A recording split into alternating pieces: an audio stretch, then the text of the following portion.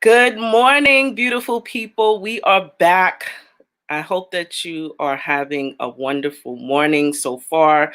My name is Anita Pierce, and I will be your host to the Brownsville Minute. Once again, this is our 9th episode for the Brownsville Minute. So kudos to everyone for supporting and watching us on a week-to-week basis. The Brownsville Minute was created as a result of wanting to change the narrative of our community. We desire that it be centered in love and that we provide the information that our individuals within our community and our residents want to hear. So I will be your wonderful host. I am Anita, the founder and CEO of 11375, which is a New York-based consultant business. I help and I provide support to other organizations, nonprofits, small businesses, helping with capacity, building support, and helping them to their next level. I am also a notary with the state of New York. So if you are in need of any of, the services that 11375 has to offer, please check us out at our website at www.11375.com, and we will be sure to help you in any way that we can. So what's happening this week? So I am all for providing updates, information about what's actually going on. So I'm going to do some really simple reminders, right? Because I know that you love me and I love you all, and that we are going to be doing our collective work as a community. So what's up next? Early voting. It is really important that we take the opportunity to vote. We have these few more days before our election actually happens, where we are responsible for completing and executing and doing our part in voting. So you're probably wondering, why should I vote? Well, let me just give you a little bit of insight as to what voting does. So let's think about it. How does your vote connect with all these? I think we have the president that appoints the attorney general, the senators and representatives in Congress, they create laws. We have your state, local legislators is responsible for the policies that define what constitutes crime. We have governors that play roles in ensuring public safety. We have judges that we're going to be electing, and it's important that we take this serious because we have district attorneys as well who are a part of this process. We have sheriffs that also, are a part of this process, and also the mayor has an impact as well. This information is important. You can find this additional information on whenwevote.org, and also make sure that you are doing your part in voting. Cannot express that enough. Want to also put up a friendly reminder about the census. Make sure that we complete our census. Most people are saying, oh, the census is not important. We don't have the services that we need and within our community, but it is super important that we do so and do our part. It takes 10 minutes, 10 years, and this census is actually a part of our future. I wanted to also just put out another reminder. Our community board meeting and will we be breaking for the summer? It will be held on Tuesday, June 23rd. It is a public meeting that is open to all. So if you are available, hopefully you are still remaining safe indoors. Please do not hesitate to participate at the community board that will be held on Tuesday, June the 23rd at 7 p.m. So now, today is a special day that we are going to have two wonderful guests from the Pitkin Avenue BID. They are two individuals that I've had the opportunity to, work with most recently, but even before then, I've, participated, and we have all participated together in a lot of community events, namely with Mobility Labs, with the Community Board, and other work that has been moved forward with the community. So I have the distinct pleasure of, just supporting and also working with the Pitkin Avenue BID. But I wanted to have them on because as an entrepreneur, we have these misconceptions as to what the Pitkin Avenue BID is or what bids are within our community. So it is important that we understand that collectively we have a number of different entities within our reach that can help provide support to businesses. But let's watch a video to see what part of what the Pitkin Avenue BID does and brings within the community.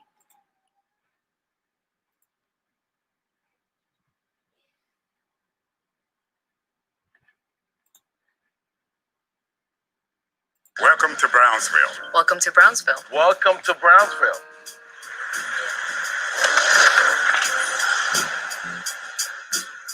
Everybody's coming to Brownsville. Brownsville got the fresh food. Come on, baby, spin me out. Brownsville is community. Brownsville is creative. Brownsville is fashion. Any business coming here, I think, would prosper. We have all you need right here in Brownsville to do your shopping. Brownsville is classic Brooklyn. See you there.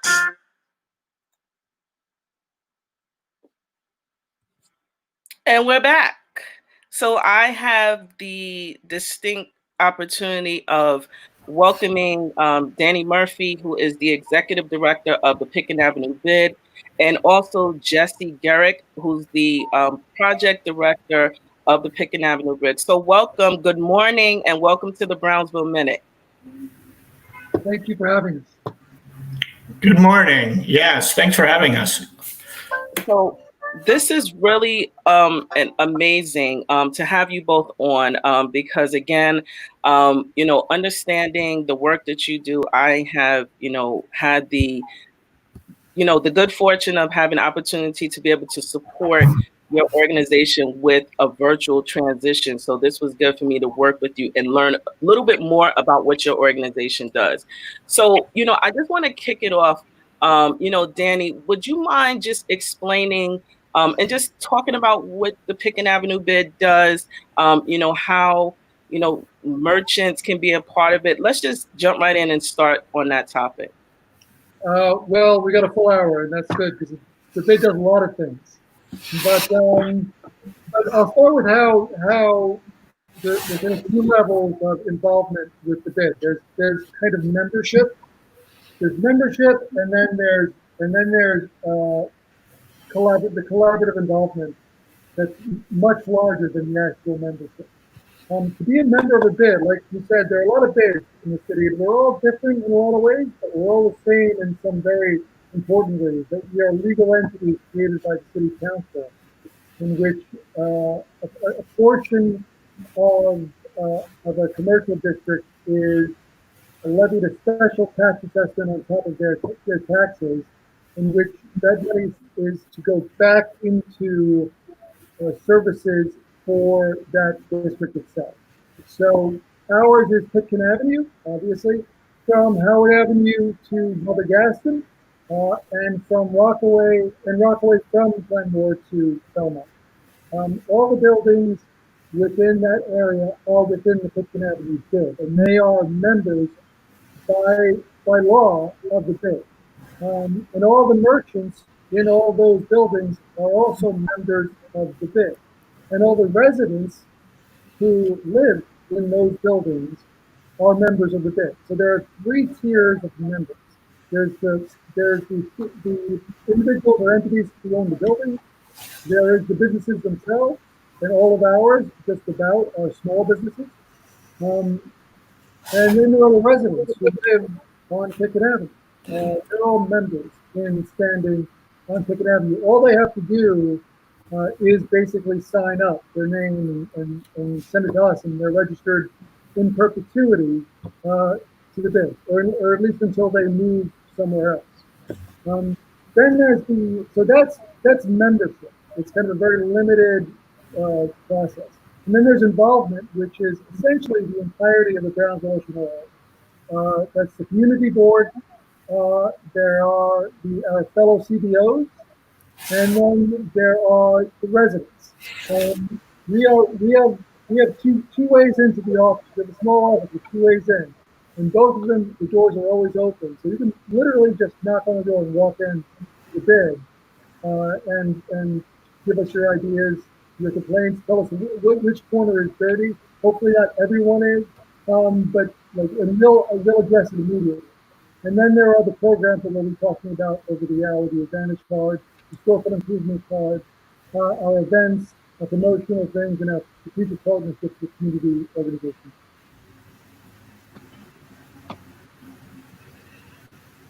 So essentially, this is the bid is an opportunity for merchants to be able to, receive support, in terms of, maybe they need a new storefront, or maybe they need, support in terms of like their area being cleaned, etc. So how when I mean support, so is it more like financial support, or is it just, providing technical assistance? Like, you want to explain more in depth about that?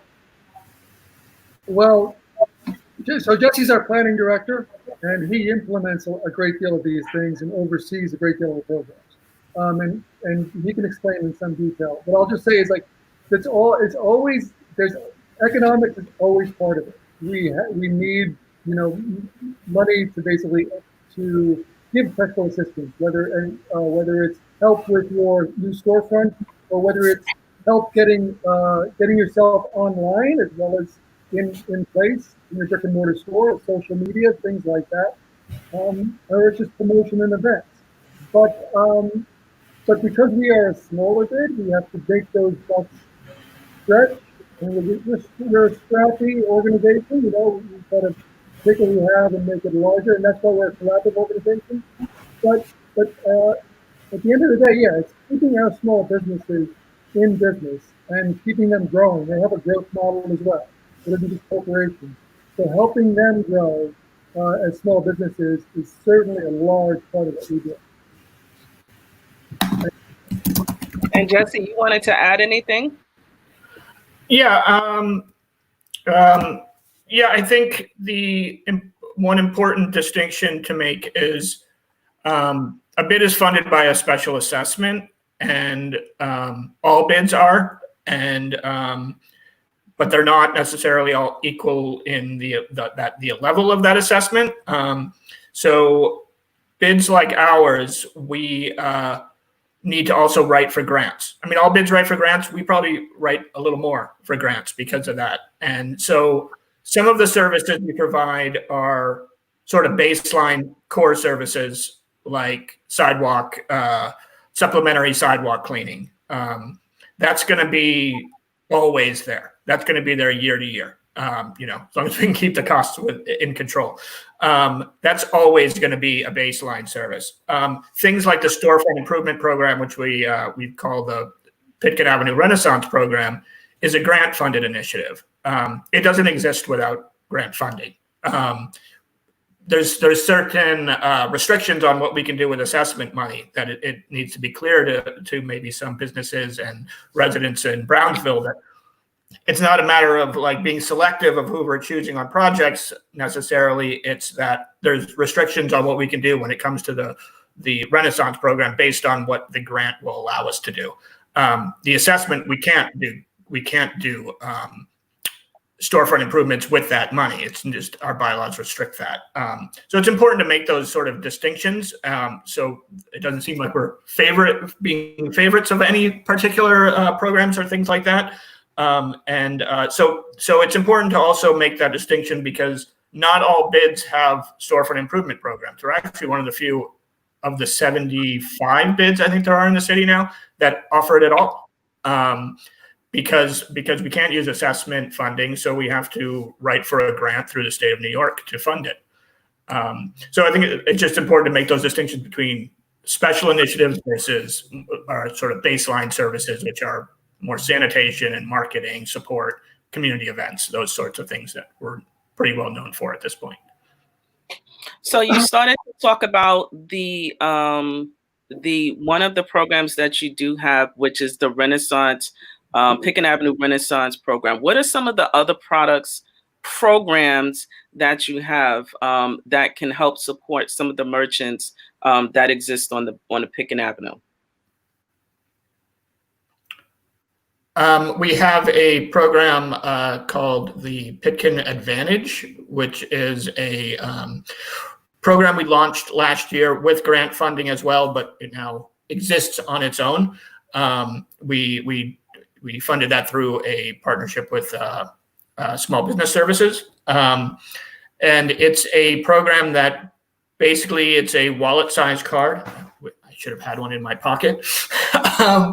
But that you often, like you see in a grocery store nowadays, you get a card and you go through all the aisles and you get, discounts on certain items. Well, this is a card that's for the entire district. So we have, as many merchants as want to participate can participate and offer a promotion. And we provide all of the marketing collateral, little window decals that you will see in the window that will say the card's accepted here, just like you would see for American Express.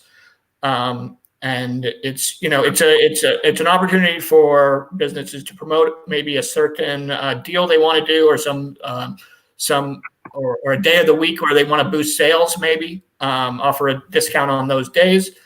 And the card's free. I think we have it on the banner below where you can find it on our website at pitkinavenue.nyc/advantage. And the card's free. You can sign up and we will mail you a card usually within a couple days. I'm sorry, Anita, I tried to share my screen. I hope to show you the web page for our Pitkin Advantage card. Anybody can sign up. And so hope we'll have, we have more and more people signing up all the time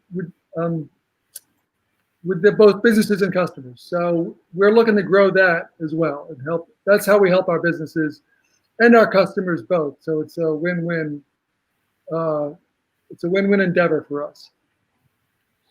So, and doing a deeper dive into this Advantage program, obviously this is, a time where, a lot of the merchants on Pitkin Avenue may not or have been impacted, by what's been happening, over the past couple of months with the pandemic, and now that you have this program to kind of, to encourage more, spending to happen on Pitkin Avenue. There are a number of businesses that have been open because they were essential, like, maybe the drugstore, et cetera. But what are some of the other, things that ways that you can think about in terms of how to increase, the foot traffic out on Pitkin Avenue?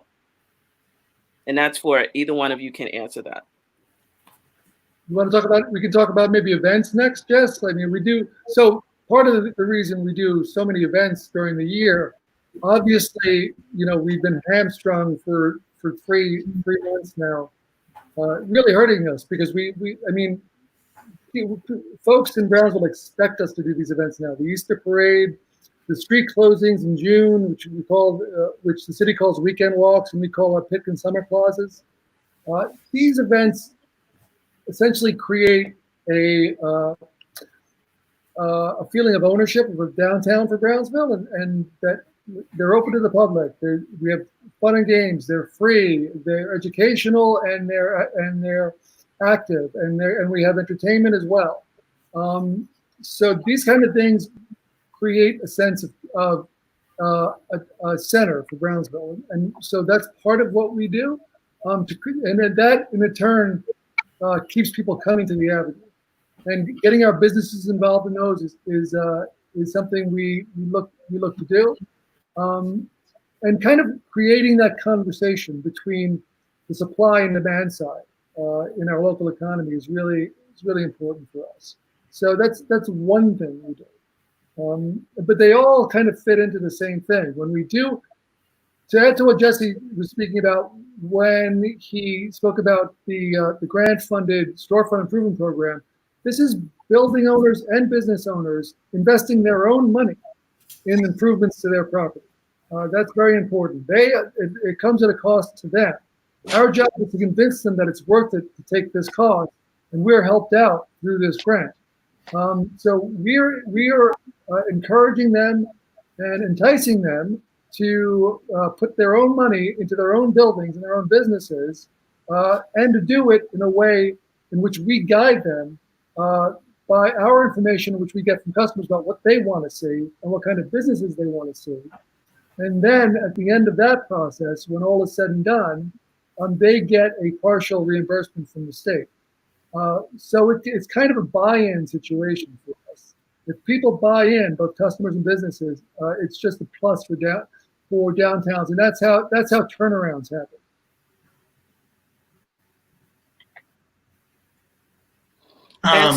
Yeah, Danny. Jesse, go ahead. I think, there's, with regards to foot traffic, it's always like direct actions and indirect actions, right? We can do projects that are like that improve the lighting at night, so maybe a business that working with DOT so the lighting is better. So maybe a business that, like a restaurant, we know that sit-down restaurants have not identified in the past, for whatever reason, Brownsville as a place to set up shop. So that's obviously a goal of ours, is to bring more, both any food offerings in general and more of a family environment sit-down restaurant. So it can be a matter of like working towards that goal as well, which would improve foot traffic as a byproduct of that restaurant being open at night, which now we have people walking down the street at hours that they normally wouldn't have, which provides, a more safer environment as well. So it's, and then there's more, like I said, more direct action to where it's improving lighting, or maybe doing murals to beautify the district, or banners that help promote it, to really just create the sense of a safe and vibrant business commercial corridor. So I'm going to just pause a bit, because I see that we have some, guests who have joined us. And I want to say good morning to everyone who has joined us this morning on the Brownsville Minute. So I'm going to put up just a few questions that are coming in. So the first one is from our wonderful, consistent Winston Wilson. Hey, Mr. Wilson, how you doing this morning?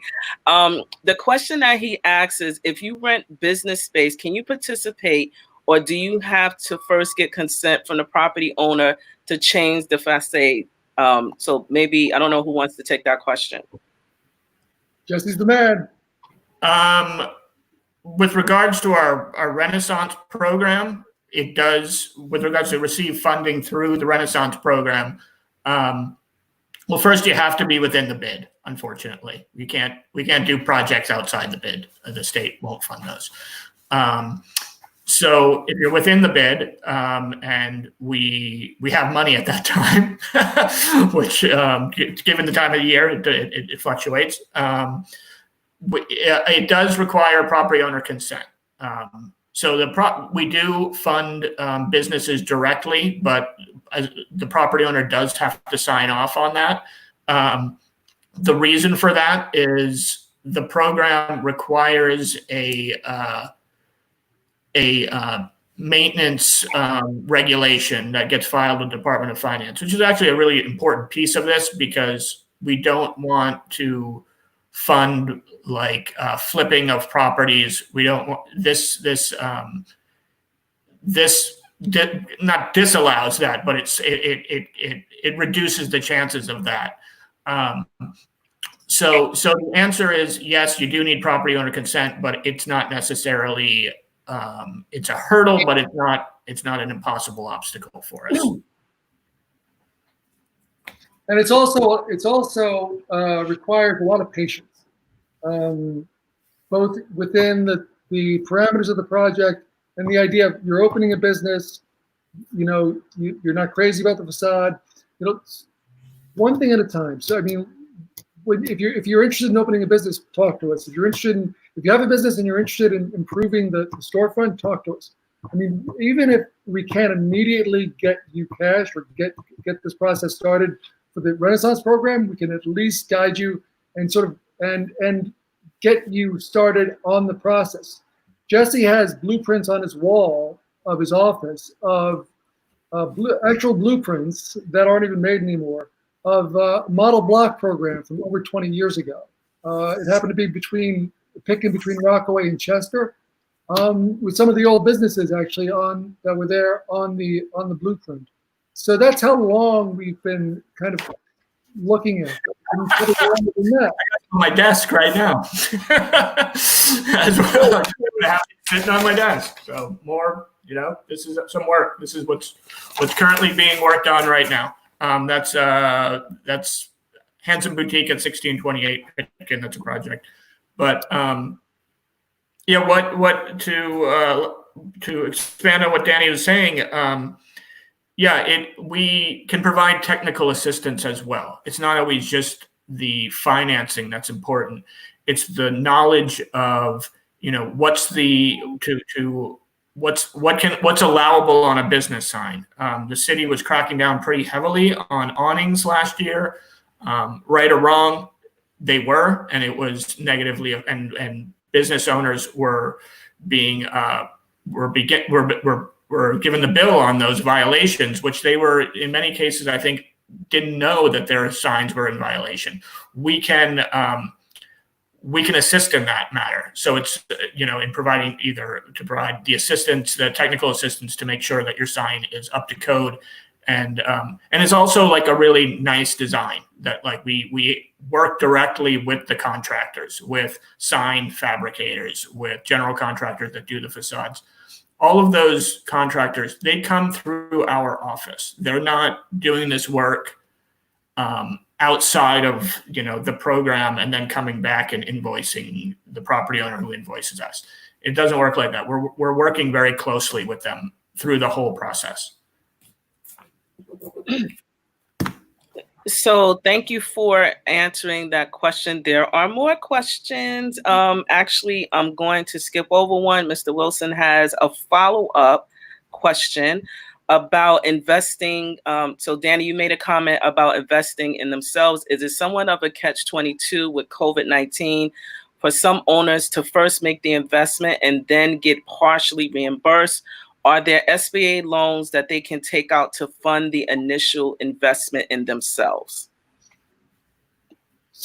So the last 3 months, a lot of people have discovered that there is something called the SBA. The SBA, which is a federal administration, largely has been out of the picture for too long. It took this momentous crisis for us to really, for the government to actually really activate the SBA for small businesses. That's one person's opinion, and I think it's a great thing. There's the two loans people have been speaking about since March have been the PPP, payroll protection loan, and the EIDL, economic injury disaster loan, both of which are still there. The funding has been drawn down by everyone applying for it. As far as facade improvements and capital improvements and business improvement loans, again, come to us first. We will guide you through a process but you're probably going to end up in front of a bank officer for a loan like that. And so that process is a little more local because we have two banks within the district, both of whom are, and if they are not, should be working with local businesses to supply those loans for improvements to local properties. We have a newly designated banking district through our Banco Popular or Popular Community Bank as it's called now, on Boylan and Pitkin. As part of that designation, in which they receive a good deal of resources from New York State, they are required to work on a more local basis with residents and owners of businesses and buildings to loan for projects such as storefront improvements. So when it comes to the SBA, they have a certain suite of services they can offer you, but when it comes to storefront improvement loans, you have banks and you have laws to protect you, such as the Community Reinvestment Act of 1970s, sometime in the late 70s, that still stands today. And you have the BID that will help you out. If you are interested in growing a business, starting a business, or improving your physical business on Pitkin Avenue, we're here for you. And so should every bank that wants to be in the district. So thank you for answering that. Hopefully that answers your question. We do have another question from Christy Levy, so I'm going to post that as well. She says, "Hi guys, question: does the BID do anything to incentivize community members to invest in their own neighborhood in terms of locals setting up businesses there? So is there any does the BID offer any incentives for local community members to invest in their community?" Jesse, storefront? Yeah, I mean, I'm thinking of incentive, and I'm thinking, you mean money? But just because, I mean, it's often tied to the word in our line of work. But I think definitely a storefront for Brownsville is probably a good example of us investing in a platform that was first, last year was a physical pop-up, and this year was a virtual pop-up because of Corona, but which provides a space for local entrepreneurs to to experience selling their wares in a brick and mortar space, or most recently on a virtual platform. So that's one way we've done that, and we've tied that also to art as well, to like have the original, the first iteration of the storefront for Brownsville was a partnership with the Brownsville Heritage House, well-known archive of neighborhood history, and we brought it to Pitkin Avenue. We brought it to Stone Library to Pitkin Avenue, so it could have more of a Broadway sort of experience, Main Street type of experience of being in a professional type of gallery. Accompanied with a marketplace that was sort of a gift shop of local entrepreneurs. So that's definitely one way I think we're directly investing in a way in raising up local entrepreneurs, so they can take the first steps, or maybe sometimes for many of them they're pretty well established on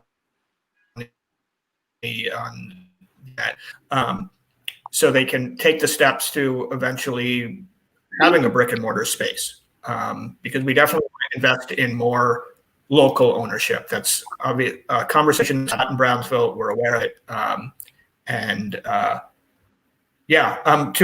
of our storefront projects right now is a restaurant. It's to Winston's comment before. It's a local business that's opening a restaurant. We're providing some of the funding for her storefront, her business sign, her security gate, so they overlap in a way. And one of our board members, and his alternate, who's also his wife, is Elroy Phillips, who owns the business Pitkin Shipping and Packaging on the corner of Pitkin and Saratoga, who actually lives 2 blocks from his business, which is really the ideal situation for us. Myrtle Avenue in Clinton Hill, which is a business improvement district, boasts that 85% of its local businesses are locally owned. That is, they're owned by people within, the surrounding zip codes. This makes them. This is integral to making them a successful district.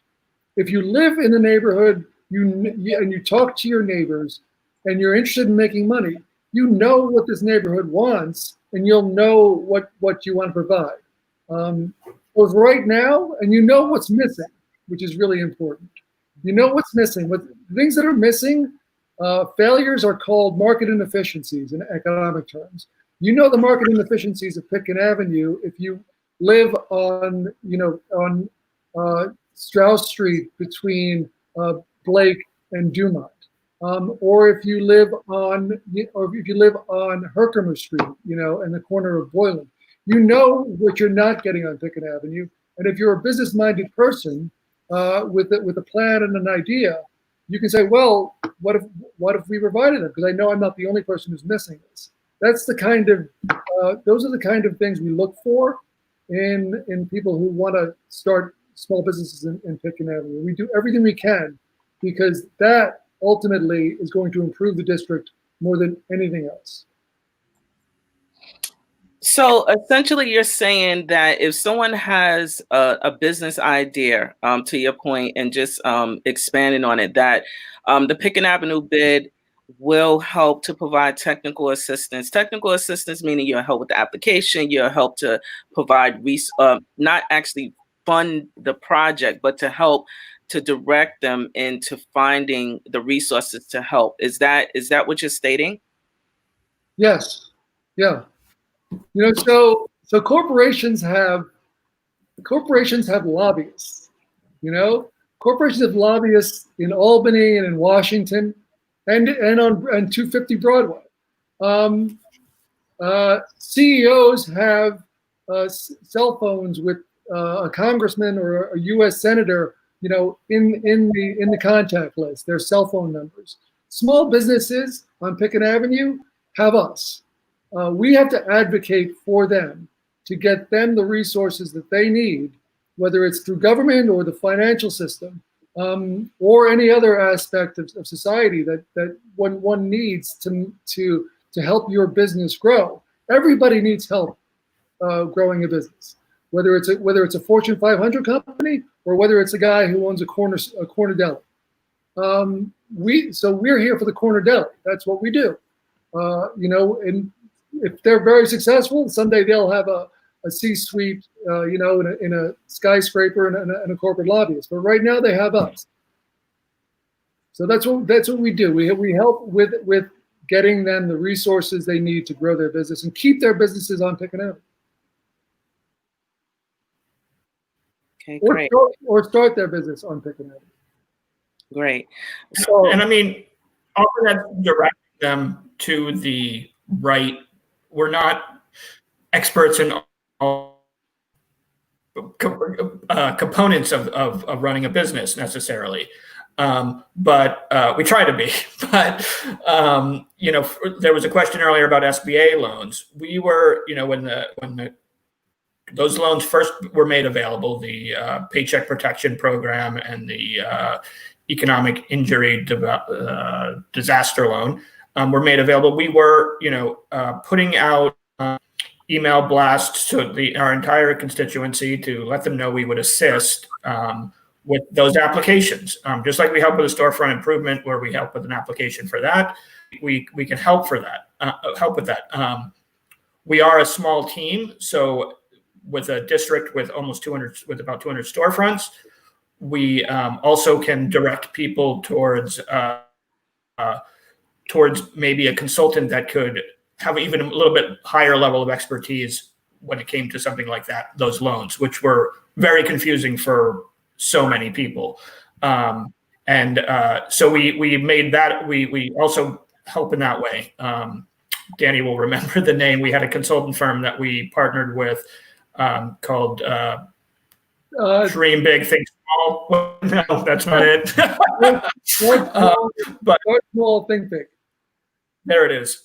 So we directed. They were offering, whether it was legal consultations or consultate just with the application to make sure everybody had the right paperwork, because those were very tricky loans and are still tricky loans to navigate right now.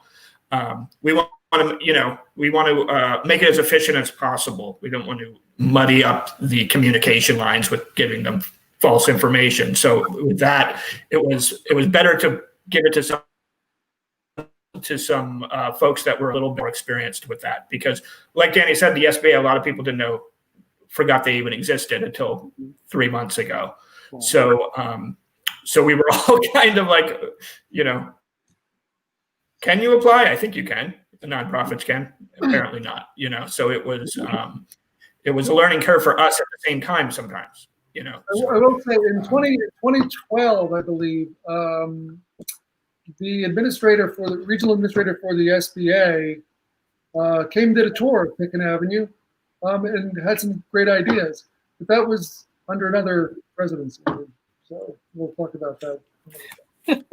So just as I'm looking through the comments, about incentive, offers of incentivizing some of the business, Mr. Wilson, offered that maybe a tax or non-monetary incentive could be something that can help to draw some business as an idea. And, side note, I want to give a shout out to Mr.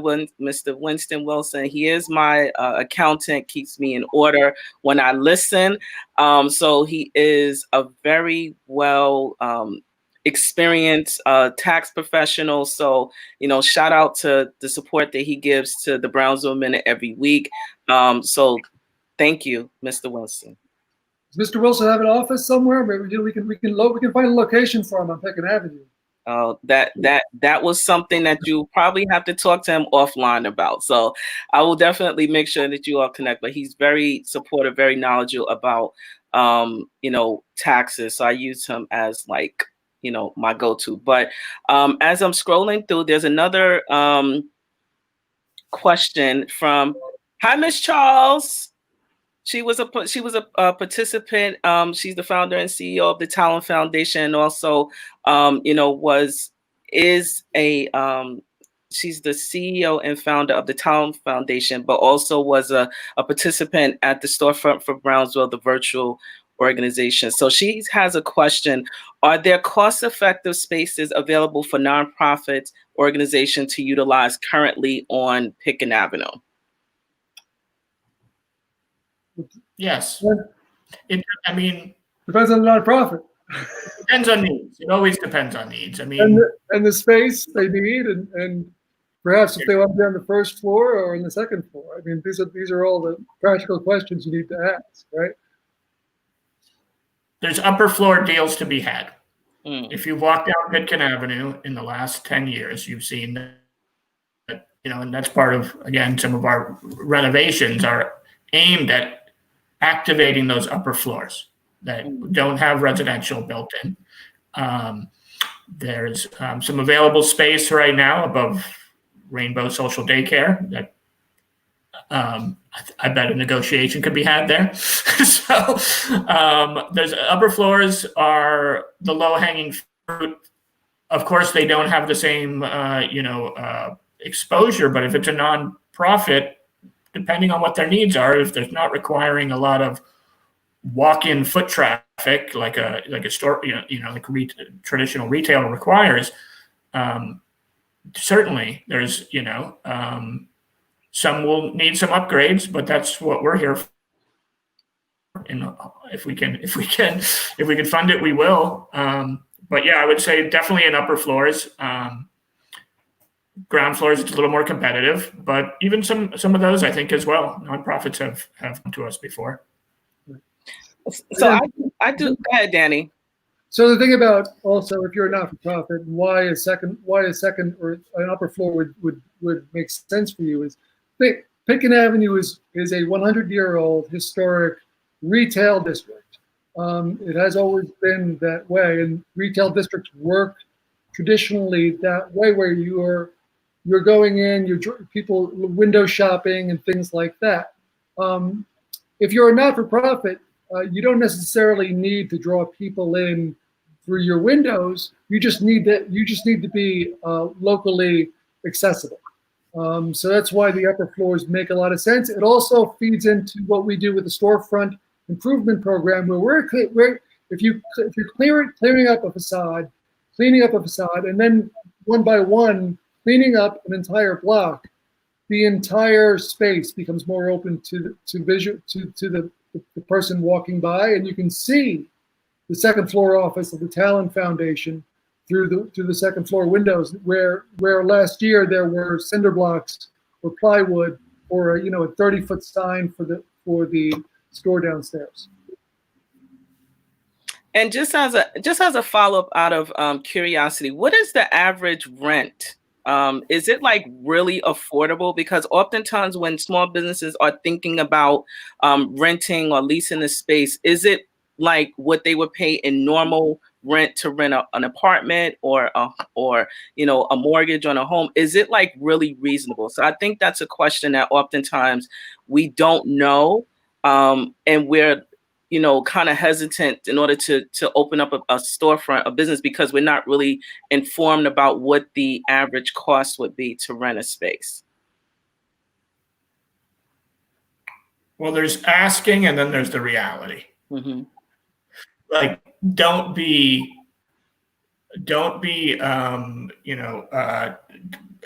give up because you hear of a high asking price. They're just asking prices, and that's not just Pitkin Avenue. That's everywhere. They often, maybe Rodeo Drive's a little different, but that's most places. Like Danny mentioned Myrtle Avenue before. They, on their real estate quarterly reports that they put out, similar to us, they collect that data, what that real price is versus what the asking price is. Property owners might get upset right now if I say negotiate, but I think it's New York City. You go to get an apartment in New York City, negotiate. Everything should be it should be. It just is how New York's been forever, right? You go in and know that don't take a rent you can't afford and then be out in 3 months. That's not going to help anybody. That's not going to help. Then that property owner isn't going to be in any better situation either if it's vacant after 3 months because you bit off more than you could chew there. It's just like it.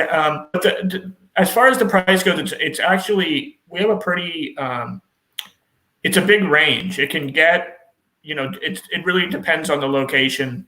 It's always location.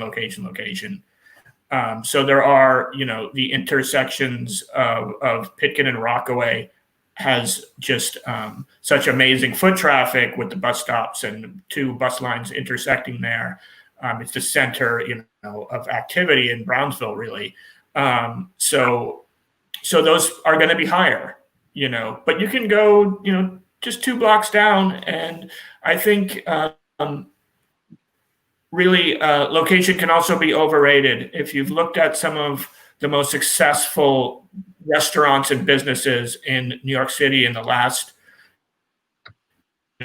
decade or two, they've done it by people finding them. They've done it through marketing. They've done it because they were so good, people will go. People will find you if you're that good.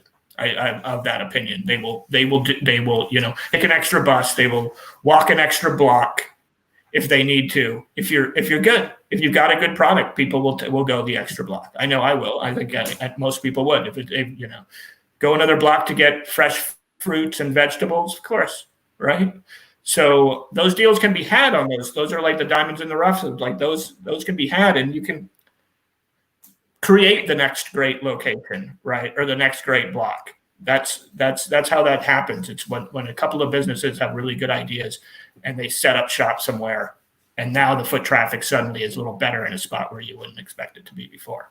And if you've got a great idea for a business, then you're going to do the extra work of actually studying the market area and the typical price per square foot as it's counted out, because you're going to need a certain amount of square foot to sell what you want to sell. That you'll have an idea of the range. Someone told me that by law, I think this is true, by law, a real estate broker has to, if you make an offer on a space, the real estate broker has to bring that offer to the property owner without comment. So they have to bring it to them and say, this person wants to pay $3 per square foot for this space you have on Pitkin Rockaway. That doesn't mean the property owner can't comment, but the broker can. But still, you want to have an idea of where you want to start the negotiation and how far you want to go on both sides. So it's always good. It's always a good rule of thumb to kind of have that in mind of how much they might be willing to give the space to you for. And I also see another follow-up question about, inquiring about, volunteering. Can members of the community with specific technical and other business expertise volunteer or get involved in helping you as it relates to assisting with ancillary services you provide to the community? Yes, that's where collaboration comes in. So the BID does a lot, but in actuality, we don't own anything. We have certain agreements with the city in terms of maintaining the public spaces. That's the streets, the plantings along the streets, the street seats in front of Sal and Paul's Pizza, Zion Triangle Park, but we don't actually own anything. And so because we're not, what we do is very aspirational. And because Brownsville is Brownsville and doesn't have a major university, the nearest major hospital is Brookdale. We don't have an institution in Brownsville in which we can basically, with a huge endowment. So we have to act collaboratively with organizations such as Made in Brownsville, such as the Brownsville Community Justice Center, Community Bureau, Collective Fair, organizations like MEL, like Trucked Out, like Bevo. We are basically part of a larger group that makes us we're a little fish that work together to make ourselves a big fish.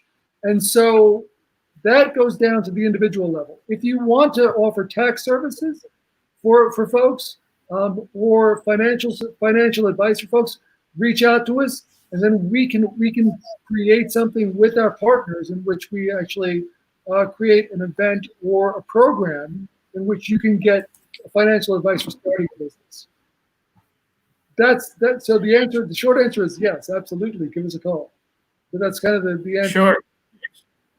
Especially accountants. I mean, one thing the SBA application process reminded us of is that some businesses, because of trying to cut costs or whatever, don't, I won't say to keep things on the books, but they have to, they're doing things to get by. And when you don't have really clear books, because you're doing it yourself, and not everybody knows how to do that very well, it's very difficult to then get that emergency lending that you need, because you need to have a clear record, right? You're asking for government assistance. You need a clear record. So yeah, definitely we'll talk to accountants or anybody that wants to and connect them to potential businesses that might need that assistance. So I'm going to just shift a little bit, because I wanted to make sure that the comments of the viewers, that we got those in. So what are some of the challenges that you may have been experiencing now as it relates to some of the merchants or other issues? Can you describe any of those challenges that you may have been having most recently? Well, the largest right now is the existential crisis of COVID-19 and its effect on the economy. When it comes to actually directly affecting businesses staying open, that's obviously beyond. I mean, everything basically stopped. The machinery is stopped for 3 months, and it's just starting to pick up now. And it's not like a car that you could come back to in 3 months and turn the key. There's so much lost on these small businesses that can't afford to lose what they've lost, and so we're scrambling to keep them alive. That's one thing. A lot, and the other thing that's brought out is a lot of the problems with the economy of the last 10, 20, 40 years, in which smaller businesses are losing out to larger businesses, have become really prevalent and come into high relief in the last 3 months too. So we're dealing with those long-term issues that have been brought out by the shorter-term COVID crisis. So we're trying. So like Jesse said, the first thing was trying to get these businesses just loans to keep them, the bridge loans essentially, to keep them afloat, be able to pay the rent when they could, to be able to keep their employees, when they come back, those things, to keep their inventory, basically to keep them afloat. So, and then there's kind of the long-term plans of how we act in the future as they start to open up. Part of that is actually for our restaurants, as we said, sit-down restaurants are important for us. We actually have an opportunity to create outdoor dining areas along the avenue because the city of New York is now saying that they're going to be very lax about their permitting process for outdoor seating. And when the city says they're being lax, what they're meaning is they're saying they're not going to charge you an arm and a leg for an outdoor permit. A lot of businesses don't bother with outdoor cafe permits because it's just prohibitively expensive for their business. So, and now that we are, opening up in phase 2 of the businesses, what are some of do you have any advice or support or recommendations that we can offer, especially for, our merchants on Pitkin Avenue? So Jesse, we got signage on the works, Pitkin Avenue signage for all our businesses to put on their doors about wearing masks inside, socially distancing, keeping to the rules is very important. Opening up is really important, so that people know you're open, advertise that you're open again, and also just keep within the store, because phase 2 allows for in-store shopping. Keep to the rules of social distancing. So those are basics for right now, for opening up. And so, Jesse, I know you have to step away, but I'm going to keep Danny for probably another 5 minutes, because I actually wanted to show, some of the images that, and guidance for restaurants. So do you have any last words before you step away? Yeah, I think just with regards to real,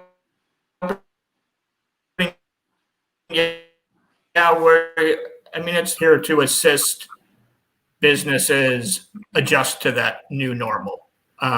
So everybody's safe, but so they can start doing business again. I think if there was a parting thing, one of the clear issues, and it existed before COVID-19, was a need for businesses to have multiple platforms for collecting revenue. So not just walk-in brick and mortar sales, but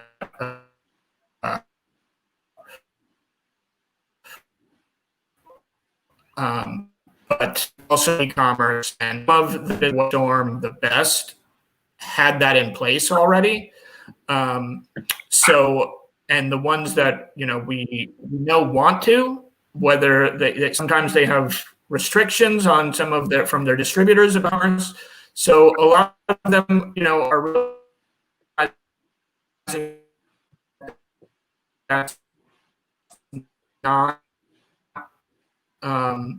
sustainable.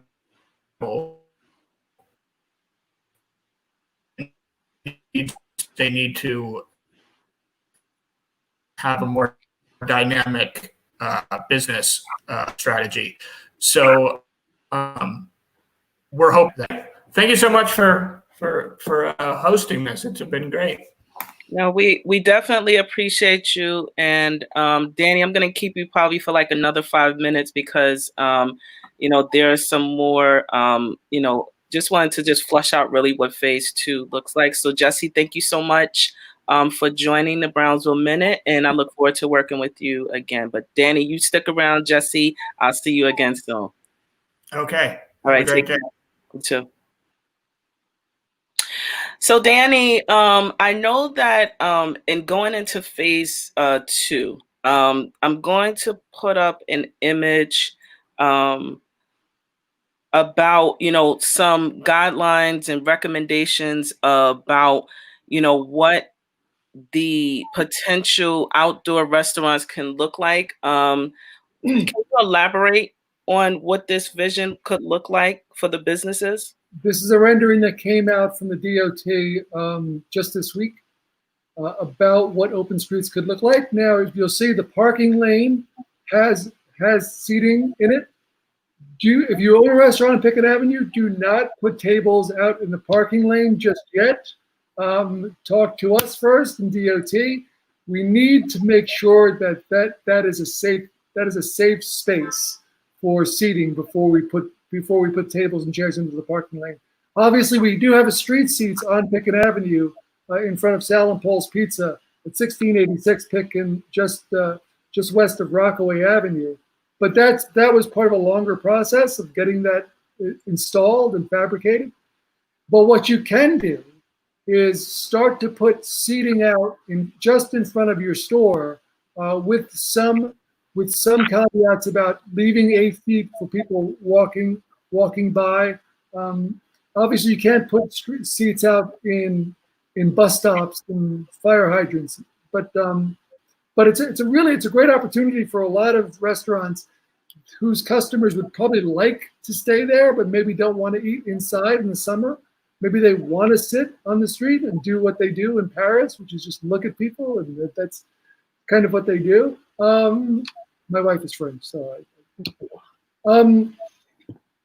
but that's really that's I think it also gives us a kind of cue that people are using the space in a way that makes the street better. And so if you're interested in that, get in touch with us or get in touch directly with DOT. That's fine as well. We actually probably have a few tables and chairs that you could borrow from the bid to start you off before you get your own stuff. Who knows? This might be the start of something more permanent the city is doing, working with smaller restaurants in order to let them, put outdoor seating in front of their spaces without honestly costing them an arm and a leg. It is very, very expensive to permit for outdoor spaces, and some businesses just can't afford that, even though they have everything else in line for an outdoor cafe space or an outdoor dining area, as it were. And wouldn't that be great to walk down Pitkin Avenue and see people sitting outside, eating a meal, drinking a cup of coffee, talking with each other, and just being part of a healthy street life. Right, imagining what could be. That's the goal that we're working for. I do have another question as it relates to entrepreneurship and creating economic mobility, because I'm always curious to hear what different stakeholders think about within the community about some of the ways that we can change our economic pathway. Any thoughts about that? Because I'm a huge advocate of saying that that creating your own economy, self-sufficiency in terms of opening up a business is the way. Now that I've experienced what it means to work for someone else, and now venturing out on this path of entrepreneurship. Any thoughts about that, Danny? I can give you kind of a personal experience. So on one side of my family, there's kind of this civil servant. Civil service is kind of was the way to do it. It's kind of public service, and my parents are religious. My dad kind of came to this, instilled in me a philosophy of, that we are here to help other people. I don't think, certainly both parents instilled that in me. But on my mother's side, there's kind of the business. My grandparents immigrated, and my father actually owned a business in Park Slope in the 30s and 40s. There's a bar, and so he had to stay in business, and he had to deal with money. And from that side, I got the idea that you basically have to overcome your fear of dealing with money, knowing how much money you have in the bank, knowing how much you owe, how much you have, how much something costs. Those things are scary, because we watch TV and we see these millionaires, either real or fake millionaires, and they never do the work of actually checking their accounts, of talking. You don't see this on TV. It's not very dramatic. It doesn't work. But it is the stuff that creates the line between success and failure economically. It's just a matter of going in, leaning into it.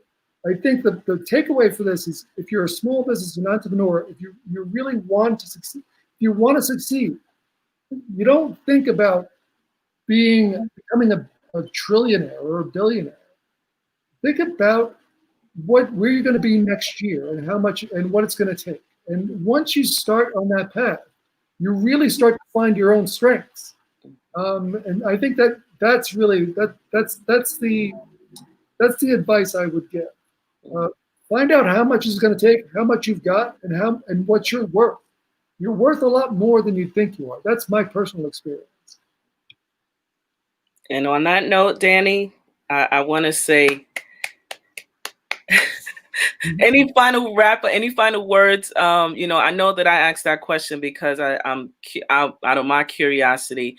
But I wanted to see if you had any other final thoughts in wrapping up for today's Brownsville Minute. Visit us on Pitkin Avenue.nyc, and more importantly, visit Pitkin Avenue and support local businesses and support your local neighborhood in every way, in any way you can, especially now.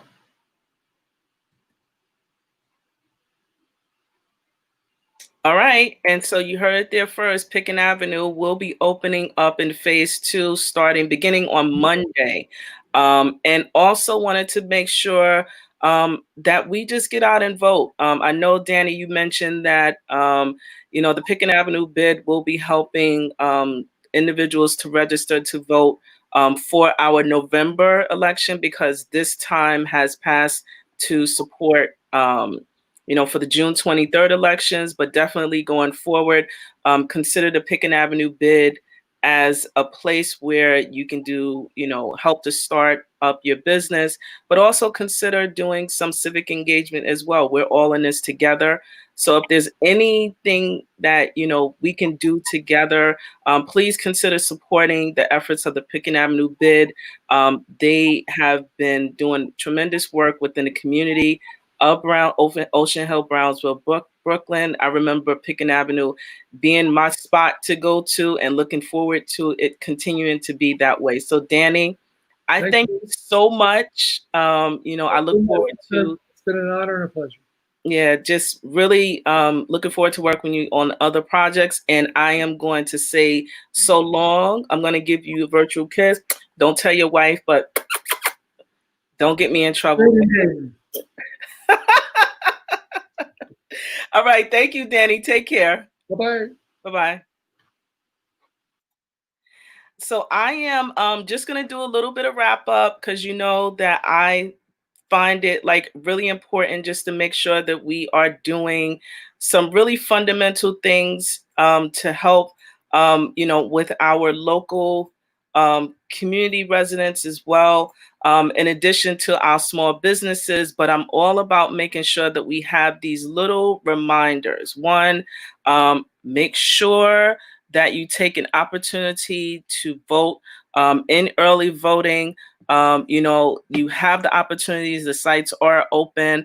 And again, just another way to take advantage of doing the voting. I want to also do a reminder. Please complete the census. It is really important. I know that you will probably get tired of hearing me say that over and over again, but it's just really important that we connect, make sure that our numbers are counted, particularly in Brooklyn. It only takes about 10 minutes or less to be able to be counted for the next 10 years, because the census is an active part of our future. Also wanted to put out another reminder about, we have our community board meeting, which is going to be held on June the 23rd.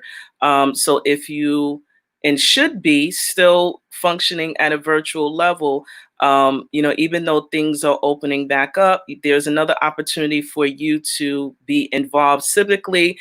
So it's a virtual public hearing. This will be our last meeting for the season.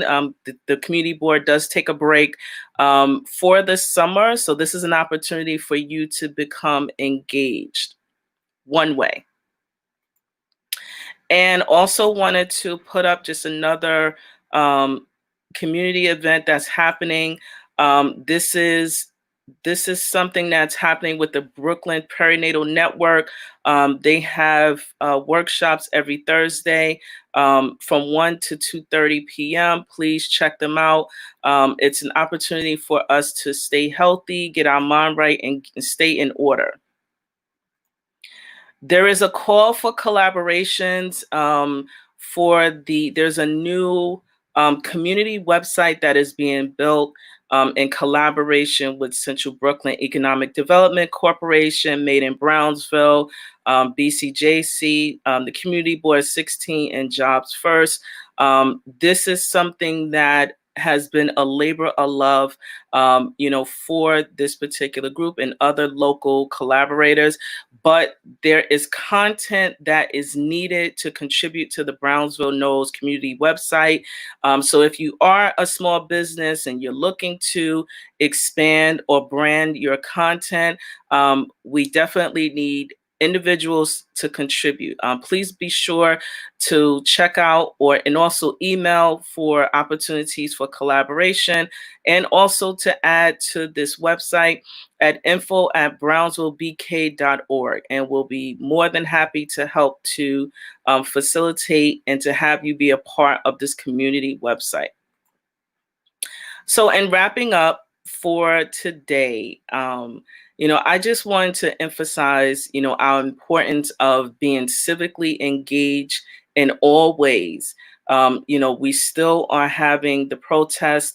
And again, if protesting is not, being out there physically is not your passion, then there are still other ways that you can contribute to the movement of these causes. One, making sure that you understand that you do have the power to be able to make change. And one of the ways that I personally believe is exercising our creativity. If you are writers, make sure that you are writing and speaking to your local elected officials that we actually put in office.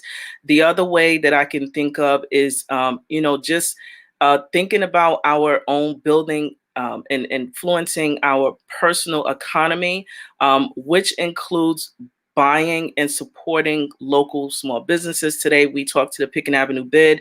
That kind of gave us an insight as to how and their role that they play.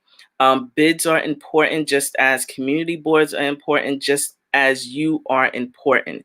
I want to wrap up by saying that shout out again to the 2020 graduates. I know that, again, these have been some very interesting times, but you were successful. And you are going to remember this time and space as one of challenges, yet you persevered. So I want to salute to you all for staying the course in these challenging times. So with that, I am going to send my love to you all. Stay safe. Remember that there is not a cure or a vaccine for COVID-19. So please remain safe, wear your mask, and do practice physical distancing so that we all can remain safe and be around going forward. So I'm sending you all virtual love. Thank you for joining the Brownsville Minute, and I look forward to seeing you again next week. Thank you.